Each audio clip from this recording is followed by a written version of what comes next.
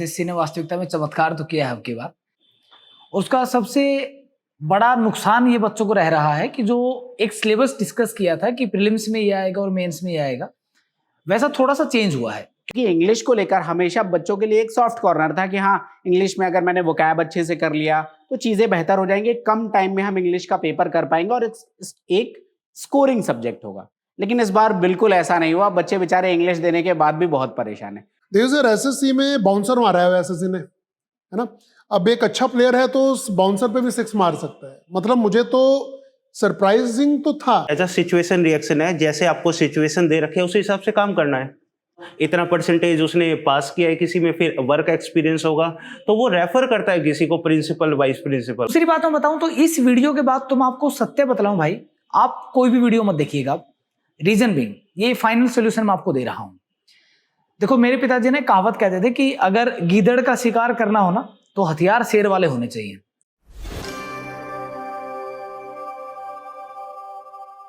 SSC CGL 2025 लगभग 27.5 लाख बच्चों ने फॉर्म भरा हुआ है और लगभग 14,582 वैकेंसीज का नोटिफिकेशन है। हालांकि ये वैकेंसीज आगे बढ़ने वाली हैं। एसएससी के एग्जामिनेशन में एक पैटर्न रहा है कि कोई भी एग्जामिनेशन जो हो चुका है वो आगे आने वाले एग्जामिनेशन के लिए एक ट्रेंड सेट करता है, एक पैटर्न सेट करता है। और इसी पैटर्न एनालिसिस ने बहुत सारा कियोस्क क्रिएट किया हुआ है, क्योंकि अभी recently SSC selection post phase 13 के एग्जामिनेशन हुए हैं। एग्जामिनेशन पैटर्न में यानी नेचर ऑफ क्वेश्चंस में बहुत ज्यादा चेंजेस देखे गए हैं, जिससे विद्यार्थियों में बहुत ज्यादा पैनिक सिचुएशन है। इररिस्पेक्टिव कि उनकी तैयारी बहुत अच्छी है, फिर भी या तो वो बच्चे स्कोर नहीं कर पाए हैं या आगे आने वाले एग्जामिनेशन को लेकर बहुत सारी कंफ्यूजन की स्थिति में है कि क्या होगा, कैसे होगा, क्या साल भर की मेहनत खराब हो जाएगी। बहुत कम टाइम में आज हम ये डिस्कशन करने वाले हैं कि जो बचे हुए दिन हैं, यानी आपका सीजीएल 13 अगस्त से अभी तक के अपडेट के अकॉर्डिंग 13 अगस्त 2025 से ही शेड्यूल्ड है, तो बचे हुए दिनों में आपका क्या माइंडसेट होना चाहिए, क्या स्ट्रैटेजी होनी चाहिए जिससे आप बेहतर परफॉर्म कर पाओ और 2025 में ही आप अपने सपनों की जॉब ले पाओ। आज इस मुद्दे पर डिस्कशन करने के लिए हमारे साथ हैं सचिन सर, वेलकम सर। हमारे साथ हैं Ravi sir and Lalit sir और मैं योगेश। तो हम सब्जेक्ट बाय सब्जेक्ट डिस्कशन करेंगे। तो सबसे पहले मेरा क्वेश्चन है आज सचिन सर से। सर, मैथ्स को लेकर बहुत ज्यादा हवा बना हुआ है कि एग्जामिनेशन में बहुत चेंज हुआ। जो बच्चे मॉक्स में 24 क्वेश्चन 25 क्वेश्चन कर रहे थे, आज वो कह रहे हैं कि सर 12 क्वेश्चन 13 क्वेश्चन ही मैं कर पाया। बहुत सारी चीजें हैं। सर, मैं क्वेश्चन 2 पार्ट में आपसे लेना चाहता हूं। पहला कि चेंजेस क्या हैं, जो भी बच्चों ने देखा कि सिलेक्शन पोस्ट फेज में क्या क्या चेंजेस हुए हैं, और बचे हुए जो दिन है उसमें क्या माइंडसेट होना चाहिए, क्या स्ट्रैटेजी होनी चाहिए जिससे बच्चे बेहतर परफॉर्म कर पाए। सर, आपके पहले सवाल का जवाब तो ये है कि एसएससी ने वास्तविकता में चमत्कार तो किया है अब की बार, क्योंकि एडिक्यूटी जो पेपर अभी करवा रहा है उसने पीछे के सारे पैटर्न बदल दिए हैं। उसका सबसे बड़ा नुकसान ये बच्चों को रह रहा है कि जो एक सिलेबस डिस्कस किया था कि प्रीलिम्स में ये आएगा और मेंस में ये आएगा, वैसा थोड़ा सा चेंज हुआ है। क्योंकि उसमें जो 3 topics, permutation, combination, probability and stat, जो 2022 में जोड़े गए थे, वो अब तक सिर्फ मेंस में क्वेश्चन पूछे जा रहे थे। कोऑर्डिनेट ज्योमेट्री भी एक ऐसा सेक्शन है जिससे सिर्फ मेंस में क्वेश्चन आ रहे थे, प्रीलिम्स में ना के बराबर क्वेश्चन आ रहे थे। लेकिन जो फेज 13 का भी एग्जाम हुआ है उसमें आपके सबसे ज्यादा हर एक चैप्टर से इन चारों से एक एक क्वेश्चन आया। एक तो ये बालकों के लिए थोड़ा चमत्कार रहा, और दूसरा बालकों के लिए ये रहा कि जो पहले वाले चैप्टर से जैसे ज्योमेट्री, मेंसुरेशन, ट्रिगो, इनसे जो पैटर्न बेस्ड क्वेश्चन आते थे, अब आ तो वैसे ही रहे लेकिन थोड़ा सा और बेसिक की तरफ उसने अपने आप को मूव किया है। ऐसा नहीं है कि वो उसी पुराने ट्रेंड पे चल रहा है, वो थोड़ा सा और बेसिक थ्योरम्स की तरफ मूव कर गया है सर। ये तो पहले सवाल का जवाब है। और दूसरा ये है कि अभी बालकों को क्या करना चाहिए। सर देखिए, जैसे मैं अगर मेरा पर्सनल एक्सपीरियंस बताऊं तो गैलेक्सी क्लासेस कभी भी प्रीलिम्स और मेंस का तरीका बना के नहीं चलता है।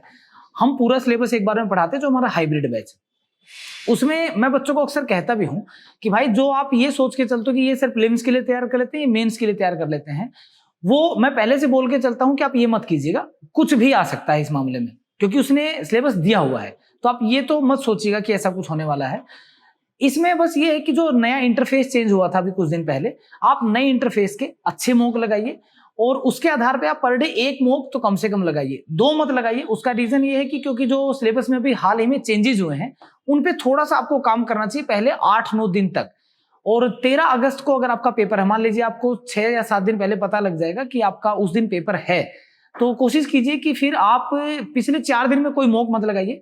जितना सिलेबस हो सके, जितने आपके क्लास नोट्स हैं, सिर्फ उसको रिवाइज कीजिए, बाकी कुछ मत कीजिए। क्योंकि अभी सर फेज 13 का जो एग्जाम हुआ है, बहुत सारे बच्चे एग्जाम दे के आए। मुझे बड़ी खुशी है ये बताते हुए कि उन्होंने मुझे आके बताया कि सर आपके क्लास नोट्स में से क्वेश्चन चिपक के आ रहे हैं। तो ये अक्सर मैं कहता हूं सर कि पेपर से जस्ट 3 या 4 दिन पहले आपके 4 सब्जेक्ट हैं, मैथ, इंग्लिश, रीजनिंग और जीके, चारों सब्जेक्ट के सिर्फ अपने टीचर के क्लास नोट्स कीजिए, नथिंग एल्स। बिल्कुल सही बात कही सर। और उसमें मैं एक बात ऐड भी करना चाहता हूँ, जो बच्चे हमसे भी कोऑर्डिनेट करने आए, हमने उनसे कहा कि हमने वर्कबुक्स प्रोवाइड किए हैं, और जो एक इनपुट आ रहा है कि भाई लैंग्वेज बहुत लेंदी आ रही है, कैलकुलेशन बहुत लेंदी है, तो हमने कहा हमने अपनी हर वर्कबुक में LOD 3 दे रखा है। यानी अगर उन क्वेश्चंस को आप करके जा रहे हो तो ये आपके लिए सरप्राइज एलिमेंट नहीं है। हाँ, कुछ चैप्टर्स जो टियर 2 में आते थे अभी वो टियर 1 में आ रहे हैं, तो डेफिनेटली उसके लिए इतना टाइम है कि हम उनको प्रॉपरली कवर कर सकते हैं और बेहतर स्कोर कर सकते हैं। मेरा नेक्स्ट क्वेश्चन रवि सर आपसे है, क्योंकि इंग्लिश को लेकर हमेशा बच्चों के लिए एक सॉफ्ट कॉर्नर था कि हाँ, इंग्लिश में अगर मैंने वोकैब अच्छे से कर लिया तो चीजें बेहतर हो जाएंगी, कम टाइम में हम इंग्लिश का पेपर कर पाएंगे और एक स्कोरिंग सब्जेक्ट होगा। लेकिन इस बार बिल्कुल ऐसा नहीं हुआ, बच्चे बेचारे इंग्लिश देने के बाद भी बहुत परेशान है। तो सर वही अगेन सेम क्वेश्चन कि भाई चेंजेस क्या है, क्या माइंडसेट रखना है, क्या स्ट्रेटेजी रखनी है so that they can score well in coming examination. देखिए सर, एसएससी में बाउंसर मारा है एसएससी ने, है ना। अब एक अच्छा प्लेयर है तो उस बाउंसर पे भी 6 मार सकता है। मतलब मुझे तो सरप्राइजिंग तो था, बट एक अच्छा पॉइंट भी मिल गया बच्चों को। देखिए 10 questions they are getting for active passive voice and narration. It's a good news. मतलब अगर आप एरर सॉल्व करने बैठते हैं तो आपको तो पहले पता लगाना पड़ता है किस तरह की एरर है, बट एटलीस्ट आपके लिए एकदम रेडीमेड उन्होंने फूड रख दिया है कि लो और खाओ। तो मुझे लगता है ये 10 क्वेश्चंस तो बोनस है। आप एक्टिव पैसिव वॉइस और नरेशन को लेकर चले, बट एक चीज है इसमें, सेंटेंसेस को थोड़ा सा लेंथी कर दिया गया है। बट जो बच्चे पढ़ाई कर चुके हैं वो जानते हैं इस चीज को कि आपको वर्ब को ही तलाश करना है। इधर you are doing active passive voice और narration, according to the verb you are going to change. Fine, तो ये तो मेरे हिसाब से गुड न्यूज है। जो दूसरी चीज आती है 4 से 5 एरर्स और 4 से 5 उनके वोकैब जो कवर हो रही है, फाइन, वहां वो पहले ही काम कर चुके हैं, already they are working on. बस एक पॉइंट है जो हमें समझना है, now SSC is going to be a bit technical. Technical कैसे? क्लोजेस्ट नहीं दे रहा है, वो कॉम्प्रिहेंशन दे रहा है। अक्सर ऐसे होता है, कभी क्लोजेस्ट आता है, कभी कॉम्प्रिहेंशन, बट अभी क्या है, कॉम्प्रिहेंशन आ रहा है। उसमें कुछ पार्ट को, कुछ सेंटेंसेस के कुछ पार्ट को वो अंडरलाइन करके उसका पार्ट ऑफ स्पीच पूछ रहा है। जैसे कि बहुत सारे बच्चे अभी डरे हुए हैं, कुछ वर्ड चल रहे हैं एडवर्बियल क्लोज।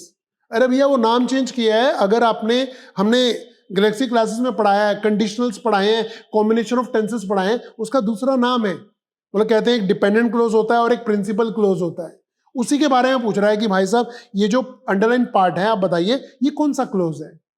तो पढ़ा हमने सब कुछ हुआ है बच्चों ने, बस वो नाम से थोड़ा सा परेशान हो रहे हैं, ये वर्ड कहां से आ गया। पहले वो नामकरण नहीं करता था एसएससी, सीधा काम पूछता था, आप काम क्या करते हो। अब कह रहा है कौन काम करता है। इट मीन्स वो थोड़ा सा टेक्निकल होके नाम पूछना चाह रहे हैं। अब तीसरी बात आती है, जब आप PQRS की बात करते हैं, सेंटेंस अरेंजमेंट की, सेंटेंसेस थोड़े से लेंथी कर दिए हैं।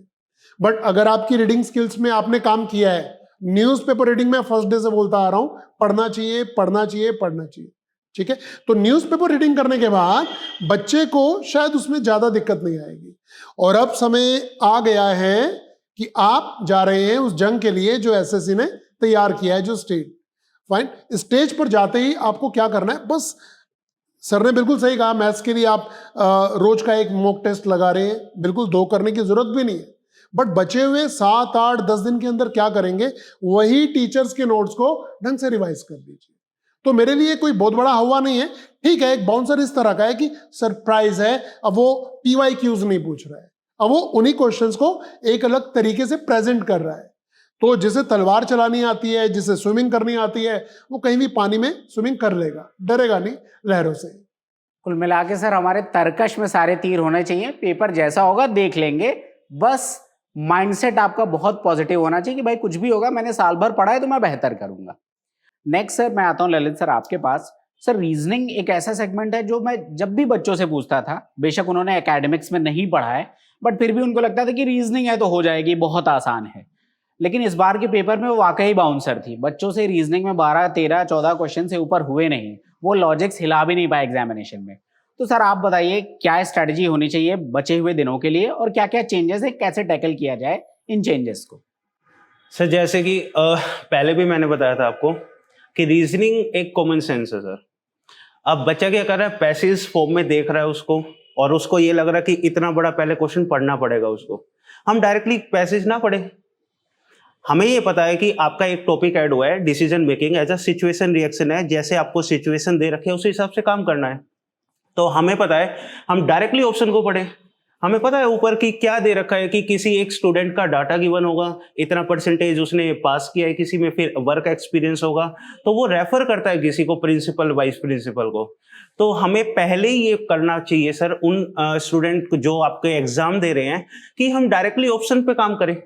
अगर हम सीधा ऑप्शन पढ़ेंगे तो हम अपने आप से बता सकते हैं कि हमें ऊपर क्या क्या गिवन है, डायरेक्टली इस तरीके से हम वर्क कर सकते हैं। और दूसरा, सीरीज की बात करें सर, सीरीज का तो मैंने पहले भी बोला था कि सीरीज में ऐसे ऐसे लॉजिक लग सकते हैं, मे बी वहां पे टाइम टेकिंग लगे कि एक बार में आपकी काबिलियत पे सवाल उठा दे, बट आपको थोड़ा धैर्य रखना है। इतना ट्रिकी भी नहीं देगा वो कि आपका स्क्वायर कर सके या कुछ कर सके। बेसिकली काम आपका वही होगा, स्क्वायरिंग, क्यूबिंग या फिर मल्टीप्लाई और प्लस का बेसिक प्लस माइनस करेगा, और ज्यादा ऐसा कुछ खास है नहीं। आज भी मैं यही कहूंगा कि रीजनिंग को हम अटेम्प्ट एकदम से 12 से 14 मिनट में कर सकते हैं, बस उनके ऊपर ये है कि आप प्रेशर कितना हैंडल कर पा रहे हो। एक चीज मैं सर इसमें और भी ऐड करना चाहूंगा कि अगर हम सिलेबस देखें तो सिलेक्शन पोस्ट फेज के सिलेबस में लिखा हुआ है कि critical thinking, decision making, emotional intelligence और इससे रिलेटेड सब टॉपिक्स आएंगे, बल्कि सीजीएल के सिलेबस में कभी टॉपिक्स मेंशन नहीं है। तो क्या हम ये बात कह सकते हैं कि भाई सीजी यहाँ पे तो सिलेबस में ही मेंशन नहीं है, तो ये टॉपिक सीजीएल में आने भी नहीं चाहिए? नहीं सर, ये कह नहीं सकते हम, क्योंकि आपका जो बना तो सेम ही वेंडर रहा है, तो हम ये एज्यूम कर सकते हैं। और बेसिकली सर ज़्यादा कुछ नहीं है, अजम्पशन, आर्गुमेंट और आपका कोर्स ऑफ एक्शन है। ये भी आपका क्रिटिकली थिंकिंग है। आपको बस वहां पे माइंड ऑफ सेटअप करना है कि आपकी स्टेटमेंट क्या है। बस आपको जो भी स्टेटमेंट की बना है, आपको नेगेटिव नहीं सोचना है, कि आपको हमेशा पता है कि नेगेटिव आपका आंसर हो भी नहीं सकता। आपका बस जो स्टेटमेंट है, बस जो भी इतना याद रखना बेटा, जो भी क्रिटिकल या थिंकिंग करता है कोई भी, don't use your own mind, मतलब अपना दिमाग नहीं लगाना है।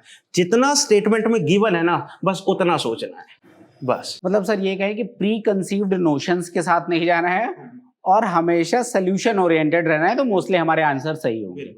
एंड जो लास्ट सेक्शन है जिसने अगेन बहुत ज्यादा बच्चों को परेशान किया, पहले भी करता रहा, दैट इज जीएस, और इस बार तो भयंकर बाउंसर आई। तो मैं जीएस में आपको सबसे पहले चेंजेस बता रहा हूं कि चेंजेस क्या क्या हैं। पहले फैक्चुअल ओरिएंटेशन एग्जामिनेशन में बहुत ज्यादा था, लेकिन अगर आप 2022, 23, 24 के सीजीएल मेंस के पेपर देखोगे तो कम से कम 15 से 20% ऐसे क्वेश्चन थे जो कंसेप्चुअल या स्टेटमेंट बेस्ड थे। इस बार ये परसेंटेज बदला है कि ये 15-20% क्वेश्चन ना होकर 40 to 50% या किसी किसी शिफ्ट में 50 से ज्यादा % भी क्वेश्चन ऐसे आए जहां पर 2 से 3 स्टेटमेंट बेस्ड क्वेश्चन दिए गए। अब यहाँ पर 2-3 चीजें मैं आप लोगों को क्लियर करना चाहता हूं, क्योंकि यूट्यूब आप लोग देख रहे हो, बहुत सारे वीडियोज हैं, सबका अपना अपना ऑब्जर्वेशन है। 3 स्टेटमेंट देने का मतलब ये बिल्कुल नहीं होता कि पेपर यूपीएससी का बना दिया गया। पहली बात आपको ये समझनी है। दूसरा, कंसेप्चुअल अंडरस्टैंडिंग आपकी होनी चाहिए। पेपर को अगर मैं कहूं तो 8 से 10 क्वेश्चन अभी भी फैक्चुअली थे और बाकी बचे हुए क्वेश्चन कंसेप्चुअल थे।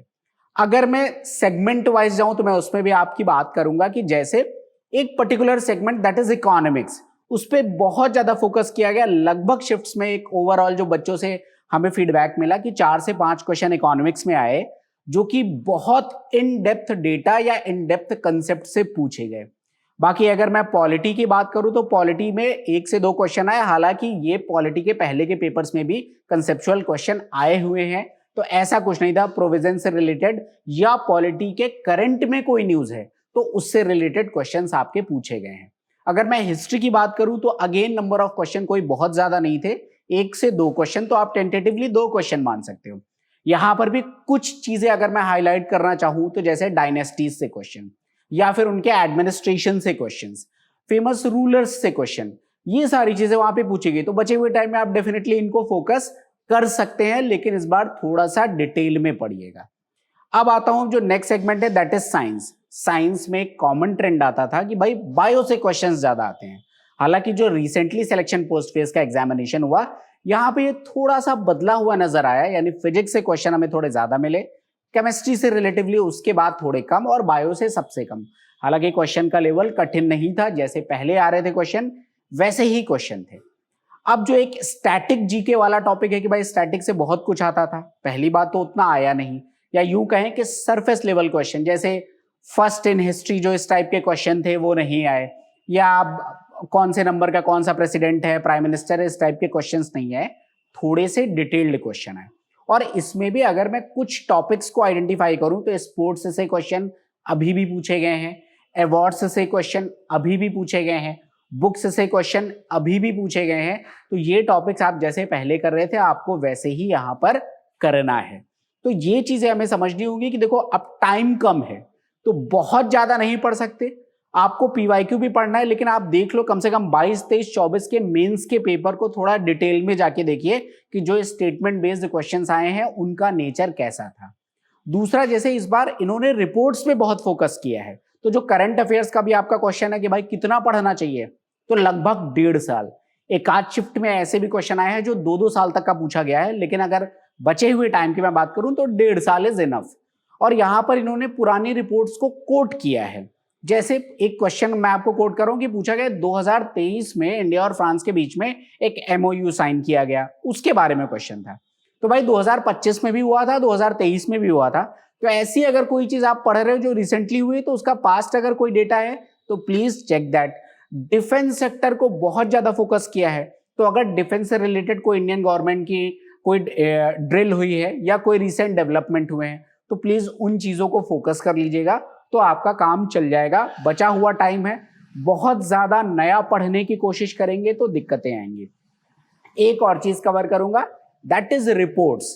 तो एक बारी जो भी सरकार की मेजर रिपोर्ट्स आई हैं उनको जाके देख लीजिएगा, कोई जो मेजर इंडेक्सेस आई हैं उनको फोकस कर लीजिएगा। लेकिन मैंने कहा कि नेचर ऑफ क्वेश्चन बदला है, यानी एकदम कि इंडिया के किसी इंडेक्स में रैंकिंग क्या है, शायद ये क्वेश्चन आपको ना मिले। अब ये पूछा सकता है कि ये इंडेक्स जारी कौन कर रहा है, या ऐसे क्वेश्चंस पूछे गए हैं।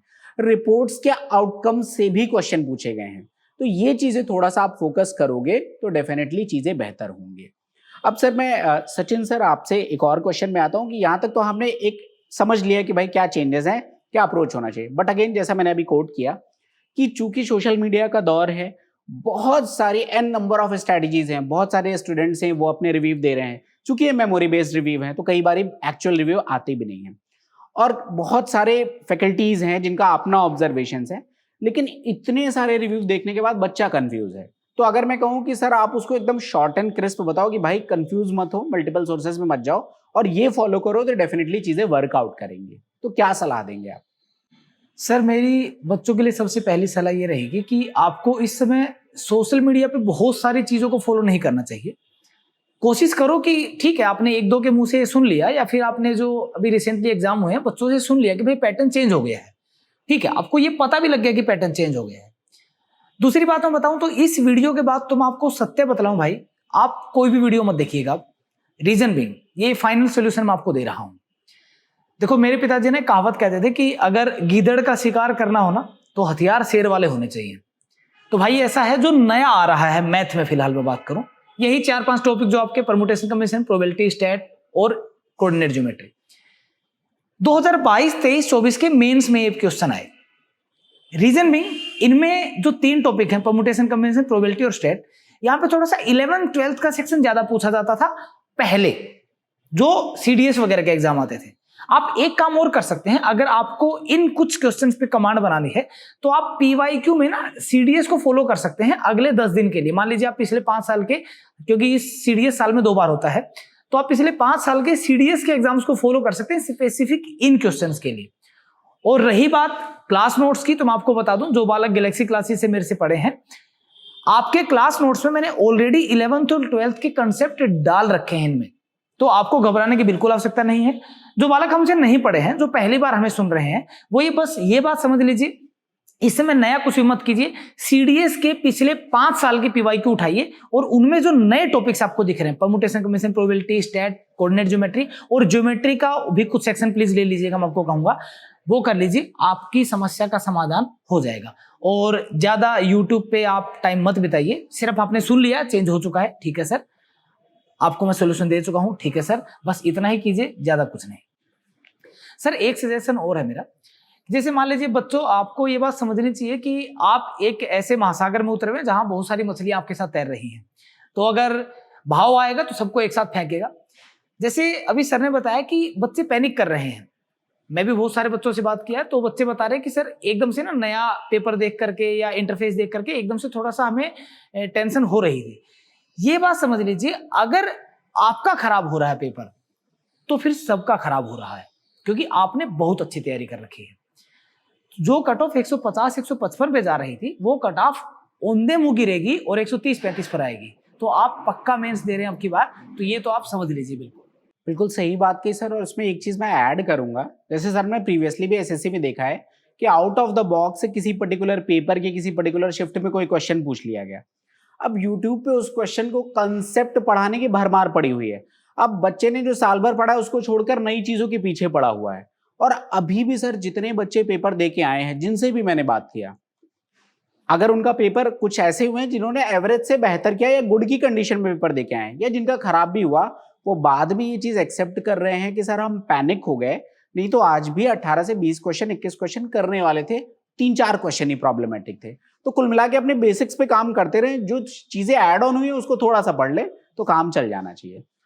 रवि सर मेरा आपसे एक क्वेश्चन है, जैसे चूंकि इस बार एक न्यूज चल रही है कि भाई एआई बना रहा है पेपर, और ये चीज हमने अलग अलग शिफ्ट्स में भी देखी। जैसे सर सिर्फ जो सबसे ज्यादा पैनिक क्रिएट हुआ वो जो 24 जुलाई का पेपर हुआ, उसमें पेपर का लेवल एकदम अलग था, पेपर थोड़ा डिफिकल्ट था, लेकिन बाकी डुएबल शिफ्ट्स आई। लेकिन अब यह है कि एआई बना रहा है पेपर, तो कई बार एक पैटर्न नहीं मिल रहा है। जैसे हमने ऐसी भी शिफ्ट देखी जहां पर पैरा जंबल 7 से 8 क्वेश्चन आ गया, जहां पर वोकैब का एक भी क्वेश्चन नहीं आया। अब बच्चे ये है कि सर वोकैब पढ़ना है कि नहीं पढ़ना, अभी तो इसी डाउट में पड़े हुए हैं। अब इसी तरीके से हर टॉपिक के लिए कि क्या हम अब सिर्फ वॉइस नरेशन और एरर्स पे ही फोकस करें, तो sir exactly one last suggestion to students कि भाई कैसे मैनेज करें। सर बहुत सिंपल सा इसका आंसर है, बच्चे ने पूरा साल मेहनत की है, क्या उसने एक ही टॉपिक पढ़ा है? Fine, he has done everything, whether you are talking about grammatical errors, vocab, reading habits के लिए उसने क्लोज टेस्ट भी सॉल्व किए होंगे, कॉम्प्रिहेंशन भी। तो अब वो कुछ भी पूछे, यू हैव टू आंसर। या आपको सरकारी नौकरी चाहिए, मजाक थोड़ना है।